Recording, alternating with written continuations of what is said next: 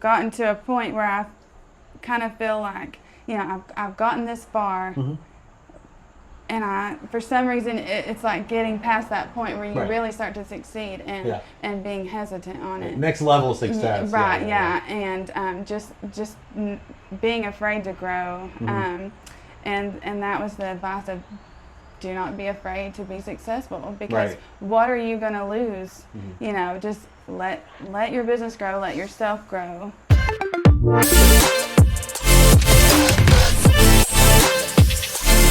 So, hello everyone. This is my name's Chris with Cherokee Autos in Knoxville, Tennessee, and we have a little car dealership here in Knoxville, and we've been open for over 50 years.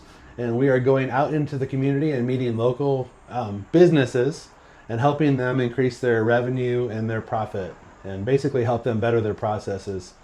Today we're here with Ashlea Sharp with Sharp Designs and Company. Ashlea services mainly this area here in Knox County and the surrounding counties, but she also has a global footprint. She can do her business anywhere in the United States. Yes. Have you ever shipped out of the United States? I have not. Okay, so not so far. We're going to give you the information on how to contact Ashlea to find out more about her services. She's got a really strong Facebook presence, and so the best way to catch her right now is going to be to call her or text her or to reach out to her on Facebook. Her Facebook is at Sharp Designs TN. And so she will soon have a Google business profile where you can just Google Sharp Designs and Company. You'll be able to pull that up on her Google business profile. There'll be links to her Facebook, her Instagram. What else? We do have a TikTok as well. A TikTok, yeah. So she's going to have a bunch of videos on there, but her Google business profile will be coming up within the next week. But right now you can send her a text message or you can call her and give them your cell phone number. The cell phone number is 865-803-2195. Yes. And then again, she's on the main place that you'll find her right now is on Facebook, and it's at Sharp Designs TN. And then you can see her Facebook posts. You can contact her through Facebook. You can send her an email. You can do a whole bunch of stuff through Facebook. You can actually just Google her and she'll come up. Her very first link was on Facebook. So it's at Sharp Designs TN, and she does custom t-shirts and hats. And there's some more to come. So keep tuned and watch for her Facebook posts. And so Ashlea, thanks for being with us today. Thank you for having me. Absolutely. So tell us about the products that you offer to your customers, if you would. Okay. So first, we offer graphic tees, and we do a variety of those. So we have like plain graphic tees like you see here. We do the bleach style. We do tie-dye. So anything custom that anybody wants. We also just started doing what's called a hat bar. Right. So we do this a lot of events, or we can book for like a private party. So basically you create your own hat. Right. You would pick your blank hat. You could pick patches that would go on there, and then we do things like chains, rivets, pins. Nice. Could go on there, and then we actually just press it right there on site. Nice. So you create it, we press it, you take it home with you. So what does that cost somebody to have a custom made hat? So something simple like maybe just the hat and the patch would be about $20, and it would kind of go up from there depending on how many things you add. I gotcha. I understand. And so how did you get the idea is that all of your products? Yeah. Every now and then we'll throw something else in there. Right. Maybe like some boutique items or some fun like different football stuff. But everything's basically apparel related. Okay, I gotcha. Very good. So how did you get the idea to start this particular business? What was the spark? So I've always been kind of a like crafty person. Not super into fashion, but I've always really been like a t-shirt kind of girl. Right. So when I had my first son in 2016, I really, being a first-time mom then, I wanted to stay home with him. I didn't want to leave him.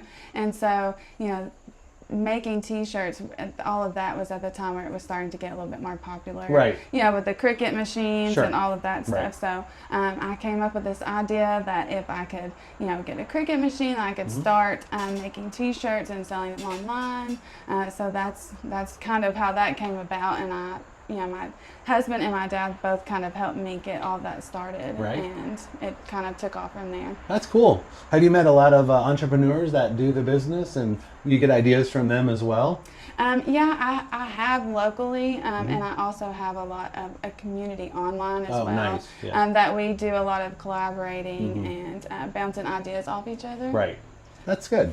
Now, that's important as you're in business to have people around you that are smart about the type of business that you're in. We do the same thing with our business. So Yes. So tell me something that you're proud of that you would like to share. So I'm really proud of the fact that I've come as far as I have with my business. Yeah. You know, the amount that I've been able to grow since I've started it, the knowledge and education that I've been able to obtain, all while also being a wife and a mother. Right, exactly, yeah. That's a hard role to play. Yeah, running a household, and you mentioned that you got a house full of life. You got a lot going on in your home. Yes, Yeah. It's very chaotic. So how old were you when you first started working, and what was your first job, and what did you learn from that job? So I was 15 years old. Right. I worked during the summer with my mom at her company. It was Mountain Life Insurance Company. So I basically sat in the back in this room by myself and scanned papers in all day long. Yeah. The most boring job ever. But to me, I made $7 an hour. Right. And that's a lot of money when you're 15 years old. old. At the time, yes. But what I learned from that was, even though it was super boring, just learning work ethic, right? And just learning how to make a paycheck, learning what that was all about as far as. How long did you do that scanning work? So I did it for one summer. Okay, gotcha. I did it for one summer, and then after that, I actually started working at Quiznos subs. Oh, okay, gotcha. And that was actually a really fun job. So. Oh. Yeah. I showed you pictures of my daughter and her husband now, and he was the snappy tomato pizza boy. I think that was his. Yeah, he's the guy who stood and waved at people. Yeah. So that was a funny joke, Dylan. But yeah, so and I used to work for an insurance company, and so I had my kids help me when I worked in insurance when they were little. They were way before 15. Yeah. I had them doing the crazy, like making phone calls and stuff. And, the easy stuff. They still talk about that to this day, about how they made phone calls for their dad in the insurance company. Well, the funny thing is actually before they actually hired me to do that, my mom had worked there for a really long time, so I actually would run around there all the time when I was younger and just, help them do little things here and there. So if you can give your children one most important thing, obviously, is to be a good person, but I think that would be to install in them a work ethic. Yes. That they need to be able to go home, they need to be able to go out into the world, kill something and bring it home. Excuse the analogy, but that's it. Yeah. Yes. You got to be able to feed your family. So. Yes, and I want them to know what it's like to work hard for something, and not just to have it handed for you, but that it takes that hard work to, grow and get somewhere and really have some meaning behind everything you do. We all know that person that we went to high school with, or that we went to college with, or that was the neighbor. They gave their kid a brand new car and he went out and he wrecked it. And then they gave him another brand new car and he went out and he wrecked it again. Yes. And then he's driving a hoopty. Yeah. So don't make those mistakes. Yes. And the funny thing is I was that kid.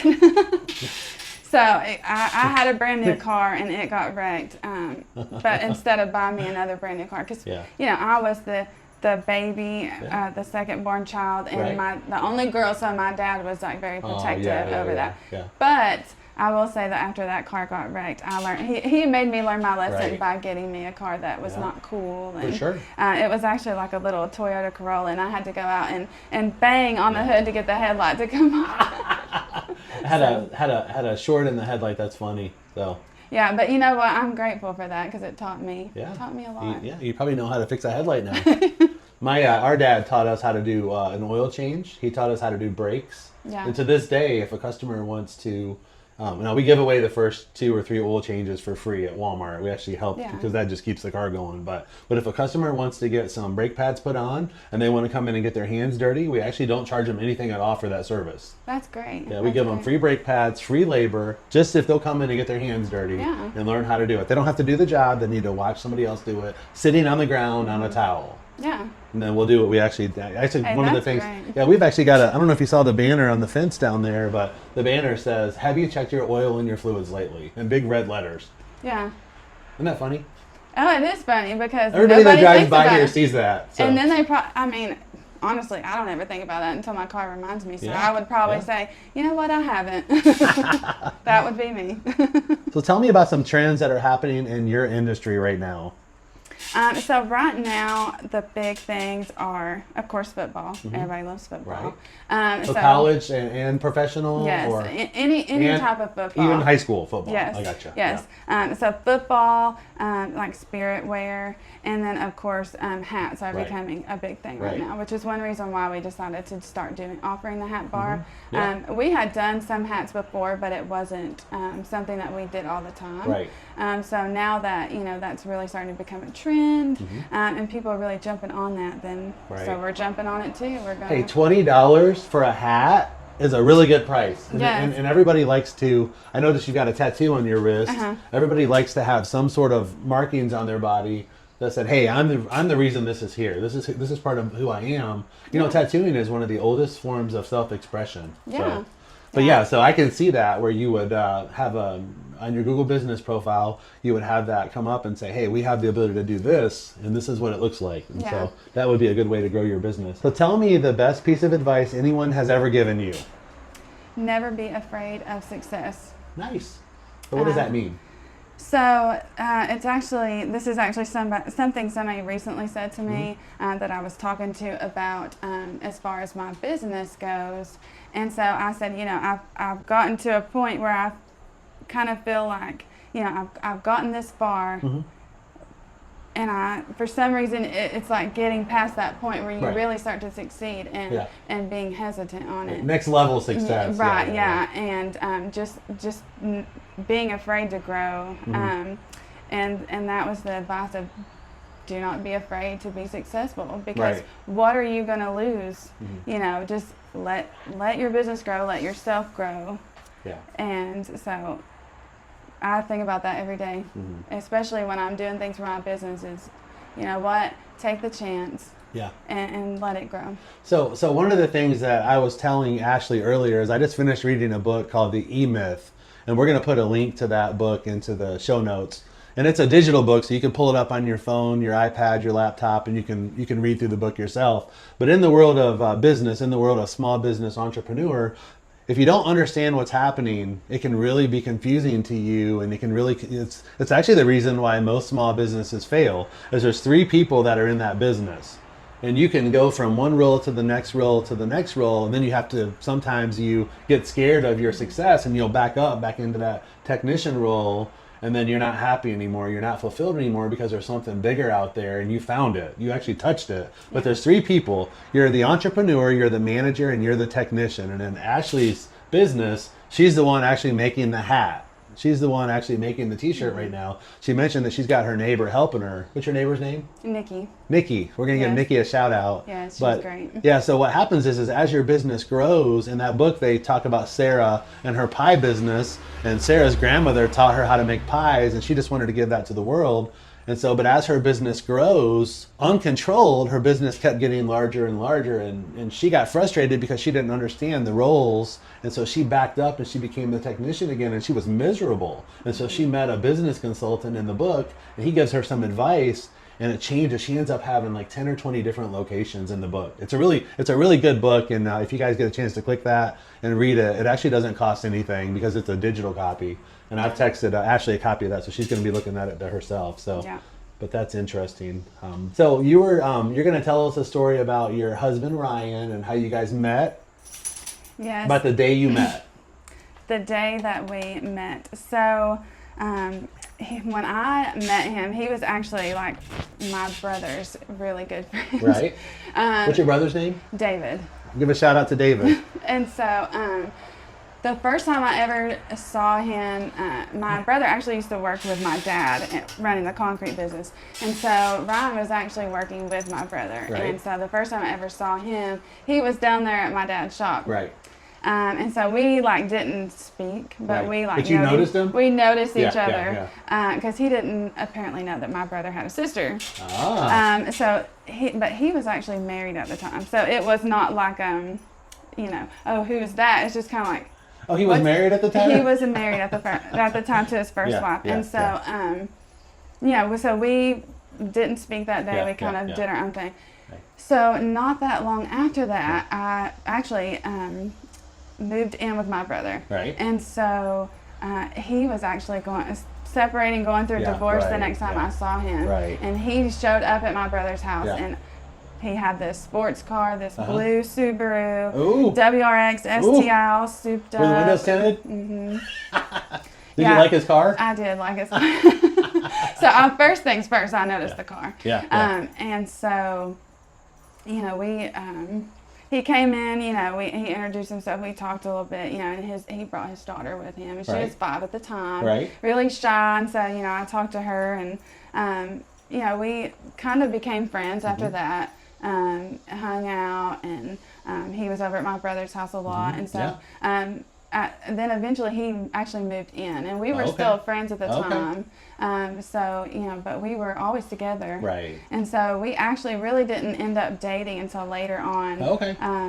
Gosh, it was probably like 8 months later that we actually ended up dating, and then got married like 6 months later. Oh, very quick. So, Had a very quick engagement. Yeah. How old is his 5-year-old daughter now? She will be 20 next month. Wow. And what does she do?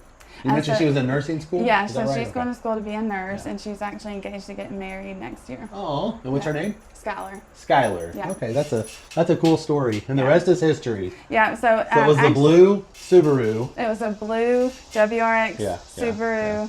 Yes, and he still misses that car because he sold it so we could get a bigger car to have more kids. You have to get a minivan, or maybe it's that Nissan you got outside. Well, he stuck to the Subaru for a while until I was like, okay, we have 3 more kids now. We need something bigger. So, so next month we'll actually be married for 11 years. Oh, congratulations! Thank you. Next month, 11 years. Yeah. Time goes by fast. It does. It goes by super fast. Sure does. So, would you consider yourself to be a morning or a night person? Do you have to have an alarm clock to wake you up in the mornings? And then, what does your morning routine consist of? So, I am definitely not a morning person. I would say right now I'm definitely a night person because I have insomnia. So, I'm up usually pretty late. So you have insomnia. Okay, gotcha. Yeah. But I definitely have to have like 5 alarm clocks in the morning or I won't get up. Gotcha. But my morning routine usually consists of getting up about 6:20, 6:30. Oh, that's pretty early still.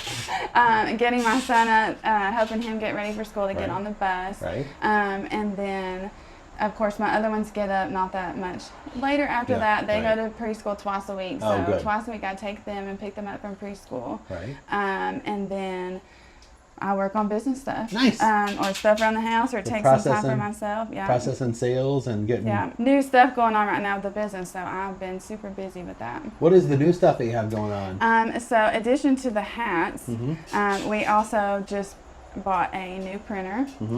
So we'll start printing new what's called DTF prints, which is direct to film prints. Okay. So that's something that we're going to be working on getting set up. So we're actually going to start selling prints. So is it a 3D print, or is it like no, so the decals?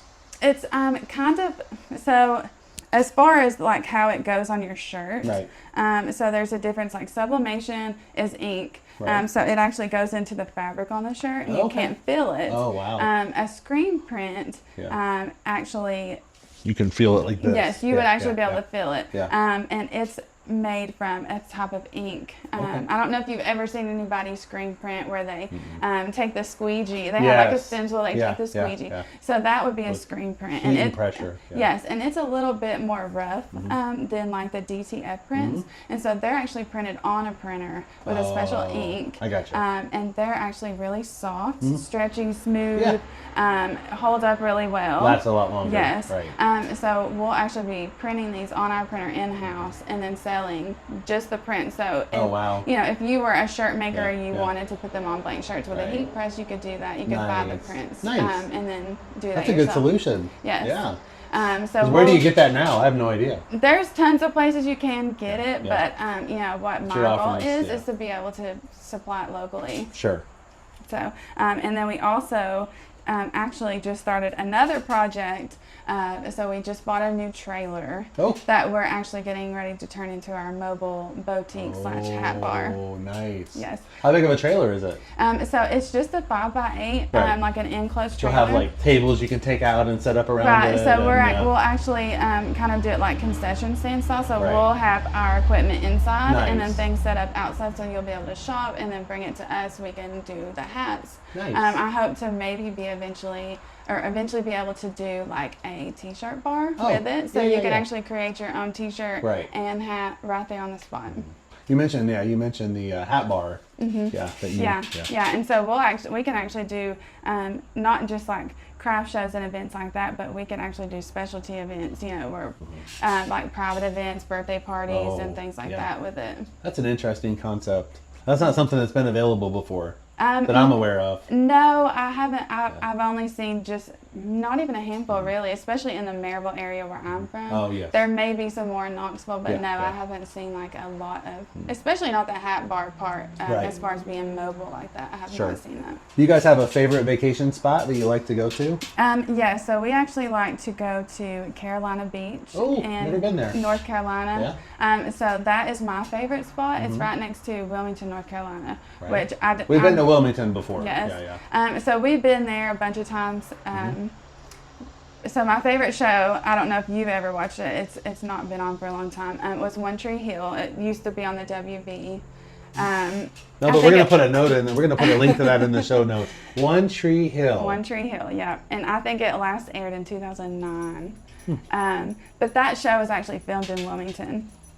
And so I'm like super huge fan of that show. And so that's actually, my husband took me there for the first time ever. Yes, and so it was just like kind of we were already going to Charlotte for a wedding, and it was kind of like spur of the moment. Hey, I'm going to take you over here. We're basically going to drive all night, stay the night in the hotel, wake up the next day, and we have like 6 hours to go see everything you want to see, and then we have to go home because we have to work the next day. Such a short trip. Yes. How long does it take to get to Carolina Beach from here? I think it probably took us between 7 and 8 hours, so it's not too bad of a drive, but it's more. That's probably the closest beach too. Yes, honestly. So. And it's beautiful, and it's developed more over the years, but it used to actually just be really small. Not a lot of hotels and stuff, so it's grown over the years, but it's such a beautiful beach. Yeah, we've been to the Wilmington Ocean Isle. Yes. There's a lot of beaches down through there, but and above Wilmington, you've got the area of Outer Banks, Outer Banks area. We've never been there. Have you been? I haven't been there. No. Yeah, I would love to. It doesn't look like when you research it, it doesn't look like there's a whole lot going on there besides just. Like it takes a minute to get there, and so. It looks really small, but there's actually a lot in a small area. So what keeps you motivated to run this business? Definitely my children, my family. Yep. I'm a stay-at-home mom now since I had my last son, who's 1. So definitely, being able to provide for my family, especially with, expensive as everything has become now. Oh my goodness. And it's just crazy. And I have 3 boys, which want to eat everything in my house. Yes, so they're very hungry. So you can imagine my grocery bill. So just, being able to provide for my family. My husband works full time, but as far as taking care of the kids, I do my part as a stay-at-home mom. 100%, 100%. That is my full-time job, but being able to provide that financial security, but also teaching my kids that they can do something like this. Right. If that's what they want to do, if they want to start their own business, that they can do that, they can achieve that, and they have to work hard for it, but they can do that if that's what they want to do. I think that's you're setting a good example for your family. I sure hope small so. Small business, mom's working and taking care of the family. So yeah. So we were talking about your family member and their influence on you growing up. So you wanna tell us that story? Yeah. So it's definitely my dad is my biggest influence. What's your dad's name? David. David. Okay. Yeah. So he owns his own small business, DC Concrete Pumping, and they were based out of Maryville. So David owns DC Concrete Pumping. What's David's last? What's your maiden name? Cogburn. Cogburn. Okay, Cogburn, like Rooster Cogburn. Yeah, Rooster Cogburn. So David, DC is David Cogburn. Yes. Yeah. Yeah, so when they originally started, it was actually my dad and my brother running it together. Sure. My brother's name is also David. Oh, okay. My family calls him DC. He's not a junior, but they call him DC. Yeah. So that's where the name came from. Right. So they were based out of Maryville. My parents, just a year or two, between a year and 2 years ago, I can't remember exactly how long it's been, actually just relocated to Madisonville. They bought a big farm down there. That's beautiful. That's a beautiful area. So now that's where he has his company in Madisonville. He, has that all on his property. So he's been in the concrete business for as long as I can remember. Wow. Yeah. When I was little, he worked multiple jobs, so that my mom could stay home with us for a long time. Yeah.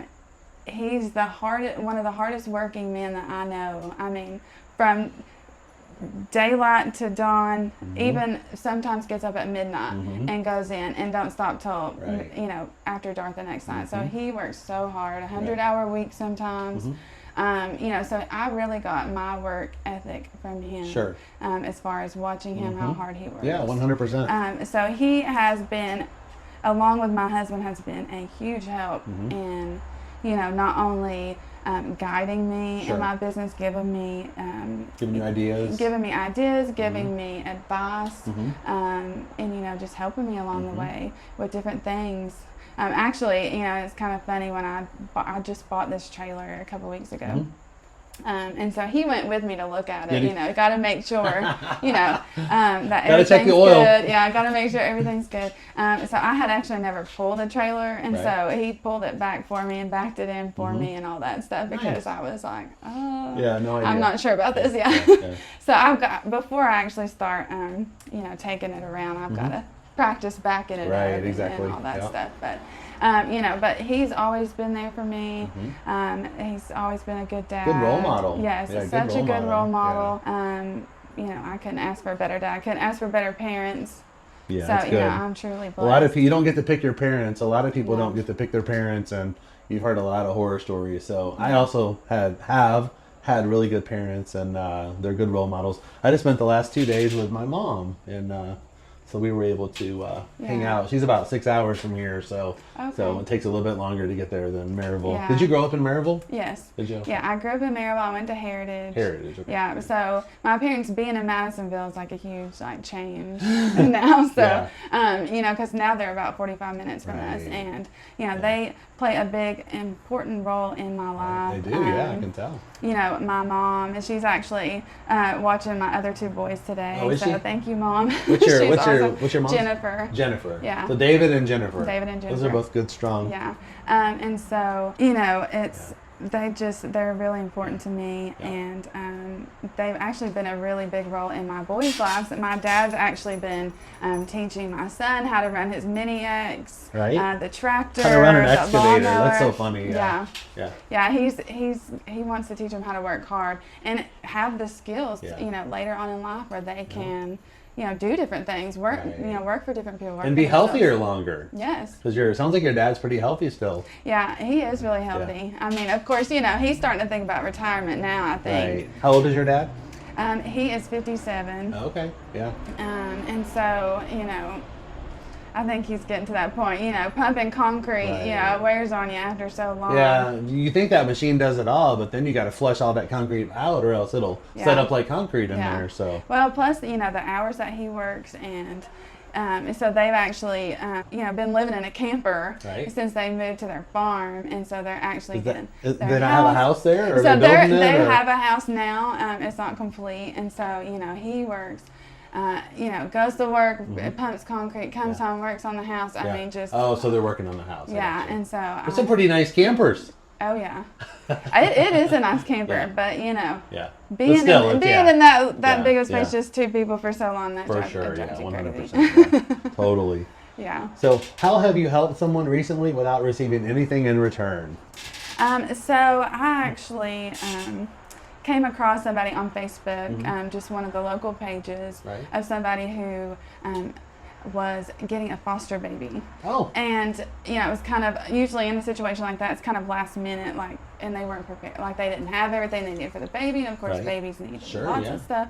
So I still have all this baby stuff from my last son, and I was like, you know, I have all this stuff, I need to get rid of it, you know, and so I was so grateful and honored to be able to give them, you know, just a bag full of clothes and bibs and blankets and bottles, and, you know, a playpen and things like that, you know, just to help somebody else out, because they're already doing a great thing by fostering kids that need a home. You know, so if I can do something to help somebody in that situation, you know, I'm more than happy and grateful to be able to do that.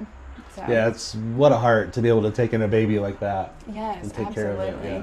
There's absolutely. so much need out there yes. in the world. Well, congratulations. Good job helping them. So I know that meant a lot to them. So my daughter has a question here that we're going to ask, and she's the one who put this out there, and we talked about it before, but if you had the money, what's one way you would like to impact or change the world or your community? So I think if I had the money, one thing that I would like to do is, if I could do anything, I would help all the kids out there. Okay. I you know, clothes, food, and hunger, childhood hunger. Because I feel like kids are so important. That is our future generations that we're molding right there. Right, it is. If I could, you know, take care of them, you know, make sure they have clothes, a good loving home, they're fed, a good education is so important. Right. You know, I would definitely do that. Yeah. Because I feel like there is not enough people in this world who either can give or who's willing to give to help the children. Right. You know, because like I said, that these are our future. All of the children, that's our future children generations is the future. here. That's right. And so I feel like it's important to nurture them and show them the way when they're young, so when they're adults, you know, they can be the adult that they need to be. Right. That's really good. And I think there's an underserved population there that, as a whole, there's not always a right answer, you know, because there's not really just one way or right way or wrong way to raise a child. And then people have the right to do things, you know, a certain way, and sometimes it's not the right way. So, and I also feel like, you know, no child should ever know what it's like to feel like they don't have a home. Right. You know, there's a lot of foster children out there. Yep. There's a lot of kids that need to be adopted. Right. And you know, and if I could take in all the kids, I would.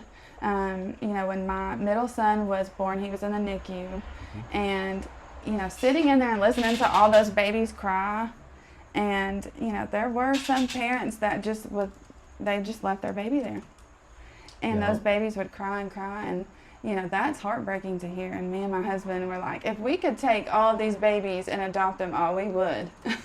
You know, because that's just for an innocent child to have to go through something like that. They shouldn't have to. Have you seen the movie Cabrini? It's an Italian name, Cabrini, Cabrini. No, I don't think I've seen it. So we watched this not too long ago. You're talking about taking care of the children. So Francesca Cabrini was a Catholic missionary who came out of Italy to New York City. You should see this movie. It's one of the best movies we've ever seen in our whole life. It was on at the theater this year, actually. It's 2.5 hours long, and it tells the story of her actual life, how she came to New York, and then she was told no, she was told no, she was told no, and she stood steadfast, and she ended up opening like 500 orphanages across the world by the end of her life. And she was sick the whole time she was alive. Oh my God. She had like some disease. Wow, so this is all based on her life. Francesca Cabrini was the actual nun's name, but the movie's called Cabrini. But I think you would really enjoy that. That would everything you just said ring true. It's called, she's Mother Cabrini. Cabrini is her name. So, Ashley, thanks for being with us today. Thank you for having me. Absolutely. We appreciate you. Do you want to promote your business on our podcast? You can give us a call or shoot us a text at 865-687-7100. You can also apply by filling out our Google form in the description box.